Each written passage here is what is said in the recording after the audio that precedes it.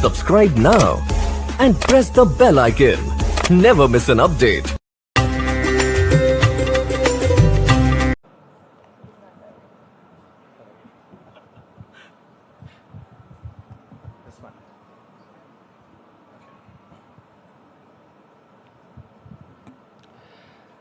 निदा फाजली का एक शेर है कि हर आदमी में होते हैं 10-20 आदमी, जिसको भी देखो बार बार देखना। ऐसा मैं इसलिए कह रहा हूं क्योंकि जया किशोरी को बीते 4-5 सालों में जब जब मैं मिलता हूं तो एक नई पहचान के साथ मिलता हूं। हर बार वो कुछ अपने अंदर वैल्यू ऐड करती हैं, एक नई पहचान जोड़ लेती हैं, और मैं समझ नहीं पाता उस सवाल का जवाब जो है कि कौन है जया किशोरी। पहले तो बहुत बहुत धन्यवाद इस कॉन्वर्सेशन के लिए। मुझे भी नहीं पता कौन है जया किशोरी, पर आई थिंक मैं एक कोट वापस से कहना चाहूँगी जो अभी कुछ दिनों से बड़ा इंटरनेट पे चल रहा है। मैंने कहा that I want to be nothing so that I can be everything. Beautiful. लेकिन आज चेहरे की चमक थोड़ी ज्यादा है जया किशोरी के, और उसकी वजह है ये किताब। जया किशोरी की पहचान कथावाचक के तौर पर शुरू हुई, मोटिवेशनल स्पीकर, फिर बिजनेस वुमेन बन गई, और आज चेहरे की मुस्कुराहट थोड़ी ज्यादा है। कि ये मुस्कुराहट क्यों है? आज हम एक लेखक भी बन गए हैं मेरी पहली किताब आ रही है आप सभी के बीच। किताब का नाम है इट्स ओके, जो हम समझेंगे मैंने क्यों लिखी। पर उससे पहले जो बात आप सबके साथ कि आज इसकी प्री ऑर्डर लिंक शुरू हो चुकी है। अमेज़ॉन पे आप जाके प्री ऑर्डर कर सकते हैं ये किताब, और जुलाई एंड में ये किताब आप सभी के बीच होगी। मेरी पहली कोशिश है एक लेखक के तौर पर, एंड आई होप आप सबको ये बात अच्छी लगे, ये किताब अच्छी लगे और मेरे जज्बात अच्छे लगे। तो वो कौन सी बात थी जया जो मंचों से आप नहीं कह पाई, जिसके लिए किताब का सहारा लेना पड़ा? मुझे नहीं लगता कि ऐसी कोई बात है जो मैं मंचों से नहीं कह सकती, पर मुझे लगता है कहने में और लिखने में थोड़ा फ़र्क होता है। जब आप कहते हैं तो आपके सामने बहुत से लोग होते हैं और उनके रिएक्शंस आप देखते रहते हैं, और आई थिंक रिएक्शंस के साथ आपकी बातें भी बदलती रहती है। पर जब आप लिखते हैं तो मुझे लगता है आप एकांत में होते हैं और पूर्ण रूप से वो आपके और सिर्फ आपके ख्याल होते हैं, बिना किसी के इंटरफेरेंस के, उनके रिएक्शन के इंटरफेरेंस के भी नहीं। और मुझे बहुत पहले से मन था कि मैं एक सेल्फ हेल्प बुक लिखूं, जिस पे जैसे मैंने जीवन को समझा, इस किताब में कहानियाँ हैं और उसके साथ कहानियों को समझने वाली बातें हैं। और मेरा जीवन यही है।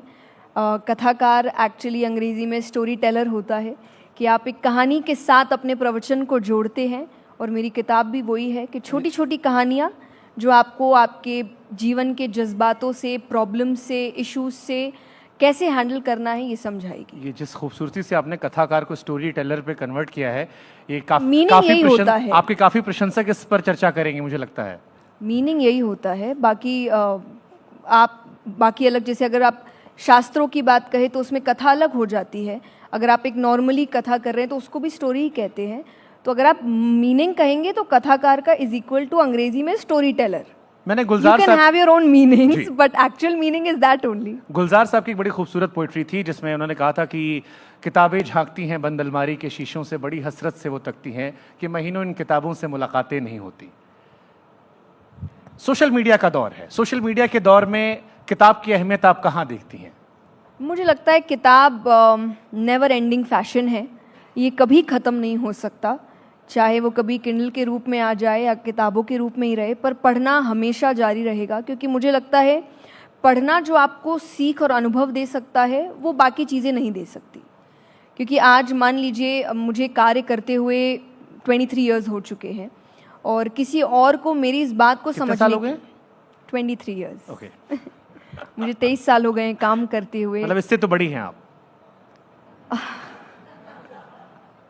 हाँ जी, इससे काफ़ी बड़ी हूँ मैं। मुझे कोई शर्म नहीं है अपनी एज छुपाने में, पर बताने में, सॉरी, एज बताने में। बट यस, कि किसी को इस 23 साल के अनुभव को समझने के लिए, जीने के लिए 23 साल लगेंगे, पर शायद किताब के माध्यम से वो शायद एक हफ्ते में 23 साल के अनुभव को समझ सकते हैं। मुझे लगता है किताब इस तरीके से आपके लिए हेल्पफुल होता है। इस किताब का नाम है इट्स ओके। जी, जितना मैं समझ पा रहा हूँ शायद मेंटल हेल्थ पर ये है। अब जो देसी लोग हैं या जो पुराने कई सारे अभिनेता या कई सारे निर्देशक जिनके जब मैं पॉडकास्ट करता हूं तो वो अक्सर कहते हैं कि पिछली पीढ़ी में डिप्रेशन, एंजाइटी जैसी चीज़ें नहीं थी। वो कहते हैं कि हमारे ज़माने में होता था कि मन नहीं लग रहा तो कहते थे जाओ बाहर खेल के आ जाओ, और खेल कर आओगे तो अच्छा लगेगा। करंट जनरेशन में मेंटल हेल्थ पर बहुत बातें होती है। नहीं, देखिए, मुझे नहीं लगता कि पहले था नहीं, पहले पता नहीं था कि वो क्या है। फॉर एग्जाम्पल, बहुत सुंदर तरीके से कह सकते हैं कि पहले जब विपरीत परिस्थितियाँ आती थी और हमारे माता पिता या बुजुर्ग कहते थे मेरा जी बहुत घबरा रहा है, दैट वाज एक्चुअली एंजाइटी। जो आज के बच्चे समझ जाते हैं कि अचानक से उनके हाथ पैर क्यों काँप रहे हैं, या उनका सर क्यों चकरा रहा है, या उनके पसीने क्यों छूट रहे हैं, काइंड ऑफ वो पैनिक अटैक हो सकता है, एंजाइटी हो सकती है। तो अब उन्हें शब्द मिल गए हैं, पहले शब्द नहीं मिले थे। पहले पता नहीं था कि एक जैसे कई बीमारियां भी है जिनका आज पता चल रहा है, ऐसा नहीं पहले वो बीमारियां होती नहीं थी, पता नहीं था कि वो एक बीमारी है, पर अभी पता चल गया है तो उस पर काम हो रहा है। और काइंड ऑफ ये बुक भी इसीलिए है, मैंने ये इसीलिए लिखा कि क्योंकि मैं मोटिवेशनल स्पीकर के तौर पे बहुत कॉलेजेस में जाती हूँ जहाँ मैं आज के यंग बच्चों से मिलती हूँ, और वहाँ 2 शब्द या 2 सेंटेंस बहुत फेमस है आज के समय में। एक जस्ट चिल और एक इट्स ओके यार।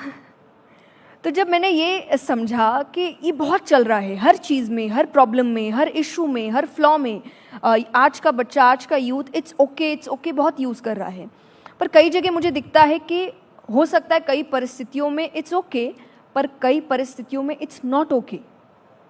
आप उसको इट्स ओके बोल के नकार नहीं सकते। तो वहाँ से मुझे ये आइडिया आया था।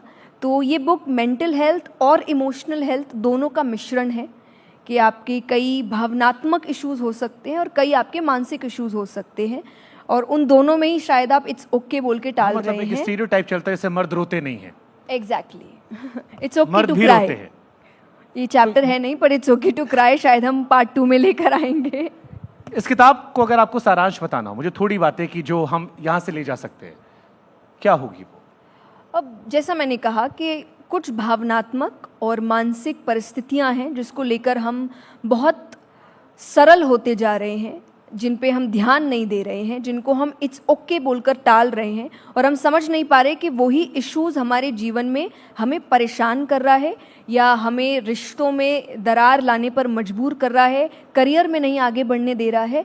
तो उन चीज़ों को इट्स नॉट ओके समझकर आपको आगे बढ़ाना पड़ेगा या बदलाव लाना पड़ेगा। छोटा सा एग्जाम्पल मैं कह सकती हूँ कि जब हम कहते हैं it's okay to have flaws, अब कई लोग कह सकते हैं कि ऑब्वियसली इट्स ओके, सब में कमियां होती है, बिल्कुल होती है, लेकिन अगर आपको पता चल गया है कि आप में कोई कमी है, then it's not okay to keep it.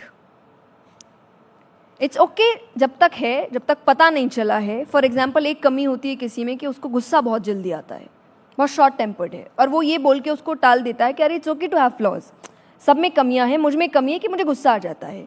But वो आपके अकेले पे नहीं गुजर रहा ना, वो परिवार पे भी गुजर रहा है।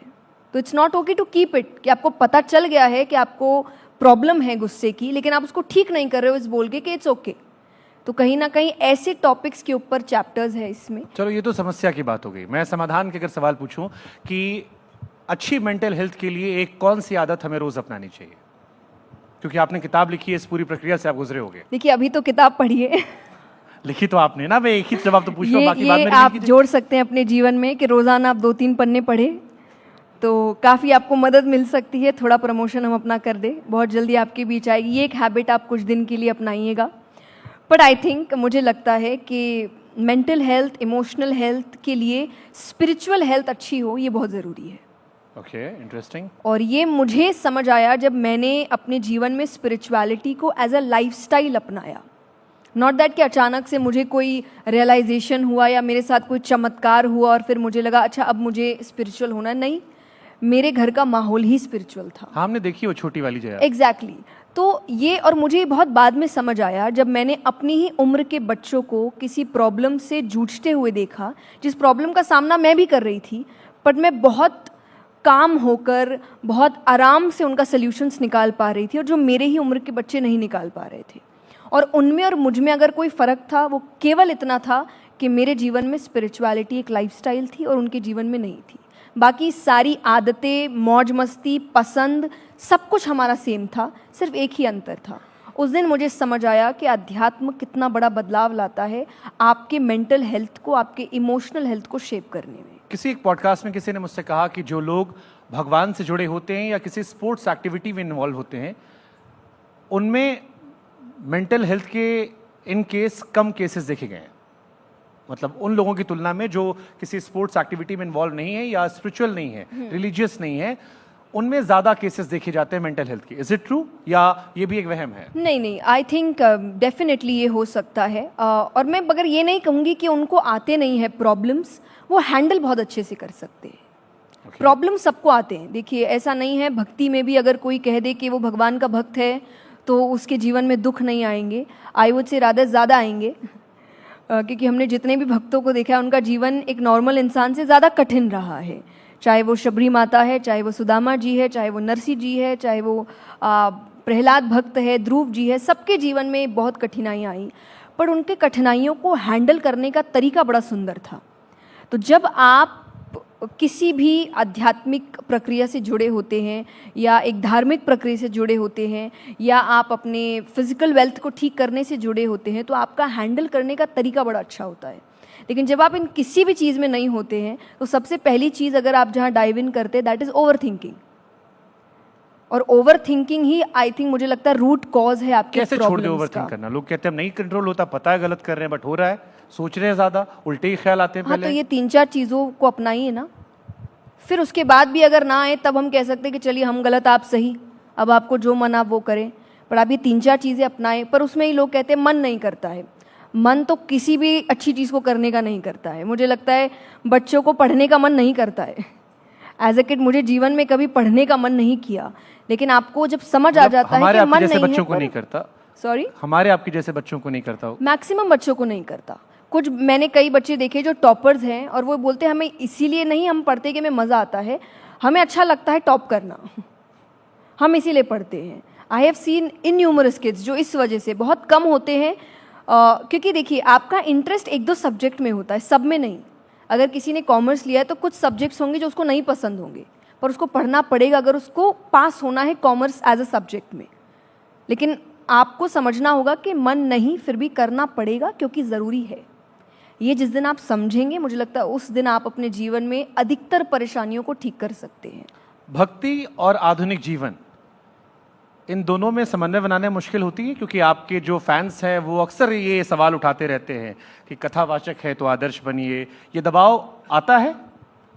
मुझे लगता है अगर आप किसी भी ऊंचे पद पे बैठे हैं जहां आपको हज़ारों की संख्या में देखा जा रहा है, तो एक दबाव आप पे बनेगा। और वो मुझे लगता है, मैं शब्द दबाव नहीं यूज़ करके जिम्मेदारी यूज़ करूँगी कि आपको अगर दुनिया ने ऐसा पद दिया है तो आपकी जिम्मेदारी बनती है कि आप ऐसे काम करें जिससे उनको अच्छी सीख मिले।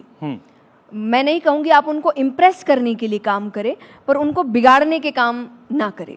ये आई थिंक एक जिम्मेदारी आप पे है और मुझे वो जिम्मेदारी अच्छी लगती है कि एक अच्छी बात है, कहीं ना कहीं उस वजह से मेरा जीवन भी अच्छा हो रहा है, अच्छी आदतें उसमें और आ रही है, ये सोच के कि अच्छा अब नया क्या करूं जिससे लोगों को हेल्प हो सके, या अब कौन सी आदत ऐसी डालूं जिससे सबको मैं बता सकूं कि अच्छा ये आदत भी उनके जीवन में हेल्प कर सकती है। तो आई थिंक ये 50-50 केस है कि दोनों का ही काम हो जा रहा है। कभी पहचान और इंसान के बीच में टकराव हुआ? मेरे हाँ, मतलब जैसे जया किशोरी बनना एक जिम्मेदारी जैसा, क्योंकि बहुत सारे लोगों ने मुझसे इस इंटरव्यू के पहले भी ये बात कही, पहचान और इंसान, हम इंसान के तौर पर एक्सप्लोर करते जाते हैं। जैसे पहले आप कथावाचक थी जब आप छोटी थी, फिर आप मोटिवेशनल स्पीकर बनी, फिर आप बिजनेस वुमेन बनी, लेकिन जया किशोरी को देखने का नजरिया, तो वो पहचान और इंसान जो इवॉल्व हो रहा है उसके बीच में समन्वय कभी परेशान करता है? आई थिंक जब भी आप कुछ नया निकालते हैं तो परेशान करता ही है, क्योंकि जब लोग आपको एक टैग के साथ पसंद कर लेते हैं तो वो टैग से हटाना नहीं चाहते। फॉर एग्जाम्पल, आपने कथाकार कहा, मैं उससे पहले भजन गाती थी, तो मैं एक सिंगर थी। तो जब मैंने पहली कथा अपनी करी 3 दिन की, तो मुझे सबसे पहला बैकलैश यही मिला कि अरे नहीं, भजन ही अच्छा है, कथा में मत आइए। फिर मैंने 3 दिन से 7 दिन की करी, तब लोगों ने कहा नहीं 3 दिन ही अच्छा है, 7 दिन में मत आइए। फिर जब 7 दिन के बाद मैंने मोटिवेशनल सेशन शुरू किया, तब उन्होंने कहा अरे कथा तक ही ठीक थे, मोटिवेशन में मत आइए। फिर मोटिवेशन के बाद जब मैंने अपना स्टार्टअप शुरू किया, तब उन्होंने कहा नहीं आप यहीं ठीक है, आप नई फील्ड में क्यों आ रहे हैं। और मुझे पता है शायद बुक के बाद भी लोग कहेंगे अच्छा आपने एक नई चीज़ निकाल दी, but I am okay with that, क्योंकि जैसा आपने कहा कि एक्सप्लोर नहीं कर पाते हैं, पर मैंने किया है हमेशा। मेंटल मैंने हेल्थ पर इन लिखने चीज़ में वाले नहीं रुकी मैं। मेंटल हेल्थ पर लिखने वालों को भी मेंटल इश्यूज होते हैं हाँ बिल्कुल कि तभी आप हम लिख दुनिया को पाते बता रहे हैं कि हैं ये चीजें कीजिए, वो चीजें कीजिए, अपने तभी हम इश्यूज लिख होते पाते हैं। हैं तभी आप। और आई थिंक जब आप बुक पढ़ेंगे, मैंने कई चैप्टर्स में अपने खुद के स्टोरीज बताई है। तो आप किसके पास जाते हो अगर आपको इश्यूज हो रहे हैं, आपको एंजाइटी आ रही है, आपको डिप्रेशन आ रहा है? दो चीज़ है। पहला, because of spirituality I am very lucky कि 80% ऑफ द टाइम मैं अपने इश्यूज अकेले ही सॉल्व कर लेती हूँ, कि मुझे पता है कि मुझे कैसे उनको सॉल्व करना है, सॉल्यूशंस कैसे निकालने हैं। 20% of the time again I am very lucky कि मुझे परिवार ऐसा मिला है जो उस प्रॉब्लम्स को समझता है, मुझे वो स्पेस देता है और मुझे एडवाइसेस देता है रादर देन सेइंग कि अरे तुमको नहीं पता, हम बताते क्या करना है। क्योंकि जब आप इश्यूज से जूझ रहे होते हैं, आपको ऐसे लोग नहीं चाहिए जो आपको ये बताए कि अरे तुमको नहीं आता ये करना, पर आपको ऐसे लोग चाहिए जो आपको सुने कि तुम अकेले नहीं हो जिसके साथ ऐसा हुआ है, बहुतों के साथ हो रहा है, and it's okay again. But वो ये भी बोले कि इट्स नॉट ओके, इसमें रहना, इससे निकलना भी ज़रूरी है। तो वो मुझे मेरे परिवार से सपोर्ट बहुत ज़्यादा मिलता है। 20% परिवार और 80% मेरा खुद का आध्यात्मिक जीवन ने मुझे जो सिखाया है, तो मैं अकेले ही बहुत चीज़ों को संभाल लेती हूँ। देखिए, आप तो अपनी शादी के सवाल से इरिटेट हो चुकी होंगी, लेकिन बहुत सारे लड़कों ने मुझसे ये कहा कि आजकल उन्हें डर लगने लगा है, जो घटनाएं आजकल सामने आने लगी हैं और वो उनको डराती हैं। कभी ड्रम में पैक कर दिया जाता है, कभी मेघालय घुमा दिया जाता है, और बहुत सारी घटनाएं सामने आई कि किसी नाम ने, बताइए। सोनम का नाम आया और बहुत सारे इश्यूज आए, कई लड़कों ने वीडियो बनाए। तो वो जो लड़के कह रहे हैं कि हमें 5, 6, 7, 8, 10 घटनाएं होंगी, 10 तो वो जो में लड़के ऐसा आपको कह रहे हैं, इतना डर लग गया, हजारों से लड़कियों के साथ ये होता आ रहा है और हमें उसके बाद भी कहा जा रहा है नॉट ऑल मेन, और हम उसी विश्वास के साथ अभी भी शादी के लिए तैयार हैं कि हाँ, सारे मर्द ऐसे नहीं होते हैं। जबकि हजारों वर्षों से महिलाओं के साथ ये होता आ रहा है, फिर भी हमारे अंदर एक विश्वास है कि सारे मर्द ऐसे नहीं होते, अच्छे पुरुष भी हैं और हम उन अच्छे पुरुषों की खोज में हैं। पर अगर आप 10 केसेस में इतना डर जाएंगे तो आई डोंट नो फिर प्रॉब्लम किस में है। बट क्या ये टॉपिक होना चाहिए, क्योंकि इससे पहले ये विषय ही नहीं था, इस बारे में मुझे चर्चा लगता ही है नहीं इस थी। टॉपिक को जबरदस्ती एक गलत दिशा दी जा रही है कि इसको एक लड़ाई बनाया जा रहा है। मैं महिलाओं के लिए भी कहती हूँ, जब भी महिलाओं के साथ कुछ गलत हो, आप उसको महिला पुरुष और दोनों के बीच की लड़ाई मत बनाइए। ये क्राइम हुआ है और उसमें जिसने क्राइम किया उसको दोष देना चाहिए, रादर देन सेइंग अरे पुरुष ने किया कि महिला ने किया। जिस दिन आपने बंद किया उसी दिन समानता आएगी। पर अभी आई थिंक जैसे ही महिला के साथ कुछ होता है तो हम एक प्रोपेगेंडा लेकर कुछ लोग निकल जाते हैं कि अरे सारे पुरुष एक है, सारे पुरुष एक है। पुरुष के साथ कुछ हुआ तो कुछ पुरुष निकल आएंगे, सारी महिलाएं एक है। इससे कुछ नहीं होने वाला और इसीलिए ये करने से आज तक तो बदलाव आया नहीं है। तो इट्स हाई टाइम कि हम जिसने क्राइम किया है उसको क्रिमिनल के तौर पे देखें, रादर देन हम जेंडर देखना शुरू कर दे कि पुरुष ने किया कि महिला ने किया। देखिए, आपने पुरुषों के मन की बात कर दी। पुरुष कहते हैं कि जेंडर इक्वलिटी होनी चाहिए। लॉज में भी अक्सर ये शिकायतें आती हैं कि जिन पुरुषों ने ये कदम उठाए वो इसलिए उठाए क्योंकि जब वो कानून की नजर में गए तो वहां पर भेदभाव था। अतुल सुभाष के केस में आया और बहुत सारे केसेस में आया। तो जो इक्वलिटी की आप बात कर रहे हो, ये क्राइम के तौर पर देखना चाहिए, पुरुष महिला के तौर पर नहीं। क्या आप इसकी वकालत करते हो? हमने आपके पॉडकास्ट पे इसकी वकालत की थी। देखिए, मैं इक्वालिटी की बात हमेशा करती हूँ और मैंने 2-3 पॉडकास्ट में, जैसे आपने जो बात की एलिमनी के ऊपर बात है, देखिए हर चीज़ की शुरुआत ना बड़े अच्छे रीज़न की वजह से होती है। पहले इसका रीज़न था कि महिलाओं को एक तो पढ़ने नहीं दिया जाता था, काम करने नहीं दिया जाता, तो वो काइंड ऑफ निर्भर थी। तो वो एज इट इज़ तलाक मांग ही नहीं सकती थी क्योंकि वो निर्भर है। वो अगर पुरुष से अलग भी हो जाएगी तो वो कहाँ जाएगी उसको नहीं पता। तो मैक्सिमम टाइम पुरुष ही तलाक देते थे। तो ये बनाया गया कि अगर अब तुम छोड़ोगे, एक तो तुमने उसे पढ़ने नहीं दिया, काम नहीं करने दिया, पैरों पे खड़े नहीं होने दिया, तो आगे उसको संभालना तुम्हारा काम बनता है। आज स्थिति वो नहीं है। आज महिलाएं अपने पैरों पर खड़ी है, खुद भी कमा रही है। तो मुझे लगता है कि अब इसमें बदलाव आ जाना चाहिए कि जब वो अपने पैरों पर खड़ी है, कमा रही है और अपनी इच्छा से डिवोर्स ले रही है, तो आई डोंट थिंक लड़के को कुछ भी देने की ज़रूरत है। चलिए, बहुत सारे लड़के यहाँ पर आपको सपोर्ट करेंगे। देखिए, मुझे लगता है ये नाम बदनाम कर दिया गया है। फेमिनिज्म का मतलब ही इक्वालिटी था। कुछ जन आके अगर फेमिनिज्म को पुरुषों के प्रति नफरत बना रहे हैं तो आप उन लोगों के प्रति नफरत या अपनी डिसलाइकिंग लेकर आइए, इस शब्द के प्रति नहीं, क्योंकि अगर इस शब्द नहीं होता तो आज मैं यहाँ बैठी नहीं होती। ट्रू। मेंटल हेल्थ में क्योंकि एक बहुत बड़ा टॉपिक जो आता है वो अक्सर करियर, फैमिली, रिलेशनशिप्स आते हैं। ये मुझे लगता है 3 टॉपिक ज़्यादा इन्वॉल्व होते हैं, और क्योंकि हमने जिक्र कर दिया है तो मैं इसी में आगे बढ़कर पूछ लेता हूँ। आपने एक थ्योरी दी थी अच्छी शादी को लेकर कि अच्छी शादी अगर सक्सेसफुल रखनी है तो फिर मतलब कोई कंट्रोवर्सी ना हो अगर मैं शुभांकर जी के साथ हूँ, ऐसा हो नहीं, कैसे सकता बहुत है? खूबसूरत थॉट था, और मैं उसमें आपको सपोर्ट भी कर रहा था वहां पर कि पुरुष और महिला को अपने घर के बगल घर लेना चाहिए। क्यों महिला ही हर बार पुरुष के घर में जाए? इसमें कोई कंट्रोवर्सी नहीं है, ये तो आपने बराबरी की आवाज उठाई थी। अरे उसके बाद आपकी तो मुहिम को बढ़ा मेरा रहा हूं नाम मैं। खराब हो चुका है, क्यों मुझे एक खराब हो नया चुका? नाम मिल गया है, घर तोड़ने वाली। ये पर थ्योरी, देखिए, ये थ्योरी पे अभी भी आप बिलीव करते ये हो? मेरा ओपिनियन था कि जब पूछा गया कि मुझे लगता है जितनी शादियों में पैसे बर्बाद हो रहे हैं आजकल बड़ी शादी करने के तौर पे, मुझे लगता है दोनों माता पिताओं को वो पैसे इकट्ठा करके भले ही 1 BHK ही ले और अपने आसपास ही लीजिए, पर कुछ समय के लिए तो होना ही चाहिए। चलिए जीवन भर नहीं आपको लगे कि माता पिता कैसे रहेंगे, पर कुछ समय, ताकि उस पति पत्नी का बॉन्ड बन सके, स्पेशली अरेंज मैरिजेस में, क्योंकि बॉन्ड बना नहीं होता है और बॉन्ड प्रिवेसी में ही बनता है, एक दूसरे को समझना जानना। तो मुझे लगता है इसमें ज़्यादा अच्छा होगा रिश्तों के लिए, रादर दैन कि हम घर में इश्यूज़ हैं, लड़ाइयाँ हो रही है, रिश्ते किसी के नहीं बन रहे हैं, फिर भी बस जो मैंने कहा था कि हमें बस अंत में मरते मरते ये बोलते हुए जाना है कि रिश्ता मर गया था पर प्यार जिंदा था, सॉरी, प्यार मर गया था पर रिश्ता जिंदा था, एंड तक ये बोलने के लिए हम रहे। I don't like this. I think प्यार रहना चाहिए रिश्ते में, शादी का मतलब ही प्यार है। हमने आज एक चेकलिस्ट बना दी है कि इतनी उम्र में ये, इतनी उम्र में, इतनी उम्र में शादी। आपने नहीं बनाई? नहीं, इसीलिए मैंने की नहीं अभी तक। मुझे मिला नहीं वो व्यक्ति जिसके साथ मुझे लगे कि मैं जीवन बिता सकती हूँ, खुशी से बिता सकती हूँ, क्योंकि मुझे शादी बहुत पसंद है और मुझे बचपन से बहुत पसंद है। ये मैं 4 साल से सुन रहा हूँ। नहीं, मुझे बचपन से पसंद है, लेकिन मुझे वो व्यक्ति नहीं मिला। मैंने अभी आई थिंक कल परसों किसी से कहा कि एक सेशन था हमारा, कि मेरे फ़ोन में एक फ़ोल्डर है शादी नाम का, जिसमें मेरे कपड़े, गहने, जगह, घर, सब कुछ रेडी है। लड़के के भी कपड़े, गहने, जो भी होगा सब रेडी है। Everything is ready except the boy. तो अगर आप ऐसे स्टेटमेंट दे दोगे कि आई एम जस्ट वेटिंग, वो मिलते ही आई विल गेट मैरिड। अब अगर आप ये कह दोगे कि मर्दों को सीखना पड़ेगा कि औरत के साथ रहते कैसे हैं, नहीं नहीं, तो मर्द तो डर जाएंगे फिर। नहीं, पुरुषों को सीखना पड़ेगा एक एम्पावर्ड महिला के साथ रहते कैसे हैं, क्योंकि उसकी आदत नहीं है, हमें है। वर्षों से महिलाओं को आदत है कि उनको पति के नाम से जाना जाता है, या पति उनको ओवरशैडो कर देते हैं, और वो खुश भी थी कि उनसे सक्सेसफुल है उनके पति, उनको कोई जान नहीं रहा, उनकी पहचान पति से ही है। पतियों को आदत नहीं है कि उनको महिलाओं के नाम से जाना जाए। तो अब आई थिंक आदत हो जानी चाहिए। आजकल क्योंकि किताब भी आपकी युवाओं पर फोकस्ड है, और युवाओं में भी अब जो शादियां हो रही हैं, कई सारे नए टर्म्स आ रहे हैं। जैसे मैंने हाल फिलहाल में एक टर्म पढ़ा, dink couples, double income no kids, अच्छा, कि दोनों कमाएंगे बच्चे नहीं होंगे। ऐसे बहुत सारे टर्म्स आ रहे हैं।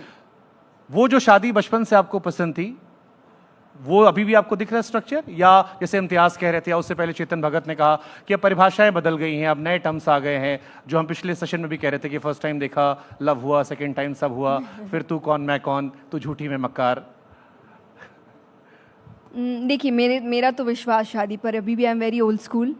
पर मुझे लगता है कि आफ्टर मैरिज शादी कैसी हो नहीं हो, इस पे किसी को भी कमेंट करने का हक नहीं होता। मैं तो नहीं करूँगी, क्योंकि मुझे लगता है शादी उनकी है, रिश्ता उनका है, संभालना कैसे वो उनकी जिम्मेदारी है। क्योंकि मुझे अच्छा नहीं लगेगा कि कोई मुझे बताए कि मुझे मेरी शादी कैसे संभालनी है, वो मैं देख लूँगी और मेरा पति देख लेगा, किसी और को बताने की ज़रूरत नहीं। इसीलिए मैं शादी के बाद क्या होना चाहिए इस पर कम ही कमेंट करती हूँ। अच्छा, ये जो बीवियों पर जोक्स होते हैं, आमतौर पर बहुत कैजुअली कई बार कहते हैं। अभी मैंने भी एक पॉडकास्ट किया, उन्होंने एक बड़े शिक्षक आए थे, उन्होंने मजाक मजाक में कह दिया कि भगवान ने माँ बनाई क्योंकि वो हर जगह मौजूद नहीं रह सकते थे, और बीवी बनाई सारे दुखों के लिए। ऐसे हंसी मजाक में उन्होंने छेड़ दिया, और ऐसे बहुत सारे आते हैं। एक पॉलिटिशियन भी, उन्होंने एक्ट्रेस से शादी की है, उन्होंने एक इंटरव्यू में कह दिया। वाइफ जोक्स कैसे देखते हो आप? ये सीरियस इशू है या इसको हंसी मजाक में टाल देना चाहिए? See depends. आई थिंक कई लोग बोलते हैं roasting is their love language. अब मुझे ये चीज़ नहीं पसंद पर्सनली। मुझे लगता है कि आप कमरे के अंदर कर सकते हैं अगर दोनों उस चीज़ के लिए राज़ी है, पर कमरे के बाहर मजाक में भी अपने पार्टनर को, और ये दोनों के लिए है, पत्नी को भी नहीं करना चाहिए। कई ऐसा नहीं सिर्फ पुरुष करते, पत्नियां भी करती है, पर किसी को भी अपने पार्टनर को बाहर मजाक में भी बेइज्जत नहीं करना चाहिए। क्योंकि आप कहीं ना कहीं बाहर वालों को एक छूट दे रहे हैं कि वो भी कर सकते हैं। तो ये मुझे लगता है नहीं होना चाहिए। आप करिए, कमरे के अंदर जितना हंसी मजाक करना है आप करिए, लड़ लीजिए एक दूसरे से, परेशानियाँ, लड़ाई झगड़े सब कुछ हो सकता है, घर से बाहर नहीं होना चाहिए। घर के बाहर दोनों को एक सम्मान दोनों का बना के रखना चाहिए, ताकि बाहर वाले जाने कि उनकी लिमिट क्या है, वो लिमिट आप दोनों तय कर रहे हैं। पैसा कितना जरूरी लाइफ में? बहुत ज़रूरी है, वेरी इंपॉर्टेंट। हर साल आईफोन के लिए? हाँ, अगर किसी को शौक है उस चीज़ का तो डेफिनेटली। बट आई थिंक मुझे लगता है आज अगर आपको अच्छा एजुकेशन चाहिए, आपको अच्छी हेल्थ चाहिए, आपको अपने परिवार के लिए एक अच्छा लाइफस्टाइल चाहिए, money is very important. But आपको समझना होगा उस पैसे को संभालते कैसे हैं, दैट इज़ मोर इम्पॉर्टेंट। लोगों को संभालना नहीं आता, अगर आपको संभालना आता है then money is very, and I think everybody knows here. मुझे लगता है कोई पता नहीं कौन ये बातें कह रहा है कि पैसा ज़रूरी नहीं होता तो प्लीज़ आप दान कर दीजिए, क्यों रख के रखे हैं। बट पैसा बहुत ज़रूरी है। आज अगर परिवार में, मैं देखती हूँ आज हमारे परिवार में जब कोई बीमार पड़ जाता है, मुझे लगता है सबसे पहले आपको याद है कि आप अच्छे से अच्छा इलाज कराएं। वो अच्छे से अच्छा इलाज फ्री में नहीं होता है। बट जैसे एक शिक्षक हैं नीतू मैम, उन्होंने हाल फिलहाल में एक कोट किया कि सारे जितने लोग कथा करते हैं उनको लेकर एक जनरल कोट था कि देखिए ये वो इस गाड़ी में घूम रहे हैं, वो पर्स ऐसा लेते हैं, वो ऐसा फ़ोन लेते हैं, हम दिन भर पढ़ाते हैं, हमारा गला थक जाता है, दिस इज़ ईजी जॉब, यहाँ पर जाओ, थोड़ी देर बात करो, ये दुनिया से कहते हैं कि उससे मुक्ति हो जाओ, खुद लग्जरियस लाइफ जी रहे हैं। ऐसे सवाल आई एम श्योर आपके कमेंट सेक्शन में भी आते होंगे अक्सर। सो इनको कैसे डील करते हो फिर आप? नहीं, आई थिंक मुझे देखिए ऐसे लोग पसंद नहीं हैं जो दूसरों पे टिप्पणियाँ करते हैं, क्योंकि मुझे लगता है जीवन में किसी का जॉब इजी नहीं है। बट ये मोह माया वाली बात जो आती है कि ये मोह माया से दूर रही है, नहीं, कौन कर रहा है? जो कर रहा है उसके बाद भी ले रहा है तो गलत है। ये मैं भी कहूँगी। अगर कोई मन से ये बात कह रहा है कि आप मत करिए, आप मत कमाइए, आप मोह माया से दूर रहिए, और फिर वो मोह माया में पड़ा है, वो व्यक्ति गलत है। पर जो नहीं कह रहा, क्योंकि आज के समय में अगर कोई कथा कर रहा है तो अचानक से पब्लिक अपने आप उस पर एक स्टैंप डाल देती है कि ये संत है, जबकि वो बार बार 15-20 साल से कह रहा है कि वो नहीं है, वो नहीं है। पर आपने वो मान लिया है तो आप उसको उसी इमेज के साथ देखेंगे। तो मेरे हिसाब से ये आपकी गलती है, उनकी नहीं। और अगेन आई वुड से किसी का काम आसान नहीं होता, क्योंकि जैसा उन्होंने टीचर के लिए कहा, आई थिंक बहुत टीचर्स हैं जो बहुत अच्छी कमाई कर रहे हैं। तो ये भी बोल सकते हैं कि अरे वो इतनी अच्छी कमाई कर रहे हैं, पर आई थिंक मुझे ये बोलना ही पसंद नहीं है। जैसा एक कोट है बहुत सुंदर कि the grass is greener on the other side, कि हमें दूसरों की घास हमेशा हरी लगती है, पर असल में घास उसी की हरी होती है जो रोज़ पानी डालता है। आप डालना शुरू करिए, आपकी भी हो जाएगी। अभी इटावा में एक घटना होती है और भगवान के घर में भेदभाव की बात आती है, जाति की बात आती है। आप कैसे देखते हो, भगवान के घर में भी भेदभाव होना चाहिए, कथा कहने का हक सबको होना चाहिए, या जो बातें आ रही है अलग अलग तरह से थ्योरीज आ रही है, आपका क्या नज़रिया, क्योंकि आप भी कथा करते हो? हाँ जी, नहीं मुझे तो नहीं लगता, क्योंकि मुझे लगता है भगवान ने भेदभाव कभी किया नहीं था। गीता जी में साफ साफ कहा गया है कर्म अनुसार ये सारी चीज़ें बनाई गई है। और अगर ऐसा होता तो हम भागवत जी में सूत जी की बात करते हैं, नैमिषारण्य में 28,000 ऋषिगणों के सामने सूत जी कथा सुना रहे हैं, हम वाल्मीकि जी की रामायण पढ़ते हैं। तो मुझे लगता है ऐसा कुछ होता तो आज हम इनको पूज नहीं रहे होते और उनके बारे में पढ़ नहीं रहे होते। बट येस, कि आप जब वो कार्य करें तो वो कार्य में आप अच्छे से उस कार्य को पढ़ें, समझें, उसकी मर्यादा समझें, उसकी गंभीरता समझें और फिर वो कार्य करें। तो मुझे लगता है उसके बाद ये चीज़ें भगवान में तो नहीं होनी चाहिए, क्योंकि भगवान ने नहीं बनाई, इंसान ने बनाई, और ये इंसान के बनाए गए रूल्स है, भगवान के नहीं। जब समय बुरा चल रहा हो, भगवान परीक्षा ले रहे हो, उस वक्त कैसे निकले? जब पता है कि भगवान परीक्षा ले रहा है तो फिर भगवान पे भरोसा लेके ही ये चलो। तो हमने कोट कर दिया, हो सकता है कोई पूजा पाठ ना करता हो, तो करना शुरू करिए। देखिए ओके, अगर नहीं करता है तो मुझे लगता है कि फिर वो खुद पर भरोसा करे, क्योंकि सबके अंदर भगवान बैठे हैं, आप माने ना माने, लेकिन आपके अंदर भी एक ईश्वरीय शक्ति है। और आप एक फोटो ना माने, आप एक डिवाइन एनर्जी माने, क्योंकि आप कईयों को देखेंगे जो नास्तिक है पर वो कर्म पे भरोसा करते हैं। तो अगर आपको लग रहा है कि आपके कर्म अच्छे हैं तो आपको फल सही समय पर मिल जाएगा, पर वो समय आप नहीं तय करते, वो समय प्रकृति तय करती है। तो मैंने यहाँ कहीं भगवान का नाम लिया, पर आप प्रकृति को नकार नहीं सकते, आप कर्मों को नकार नहीं सकते। अगर आप इन दो शब्दों पर भी भरोसा करते हैं तो आप आराम से सोचिए कि मैंने अगर अच्छे कर्म किए हैं तो मुझे फल अच्छा मिल ही जाएगा। जिसने नहीं किए उसको डर लग सकता है कि मैंने नहीं किए, जैसे एक बच्चा पढ़ के जाएगा तो उसको पता है कि वो पास हो ही जाएगा, जिसने नहीं पढ़ा वो ही डरेगा कि पता नहीं कैसे नंबर आएंगे। अब जावेद साहब आ गए हैं तो मैं आपसे इजाजत लेना चाहूंगा। बिल्कुल, एक बहुत बार बहुत शुक्रिया जोरदार जया। तालियां। और जावेद सर के लिए एक बार तालियां हो जाए। आपको आपकी किताब के लिए बहुत ढेर सारी बहुत बहुत शुभकामनाएं जया। धन्यवाद, thank you. Thank you so much Jaya.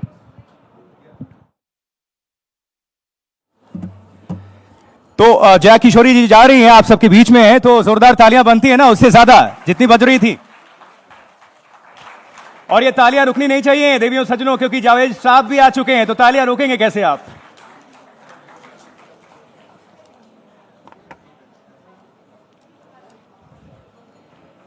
Please photo session अभी नहीं।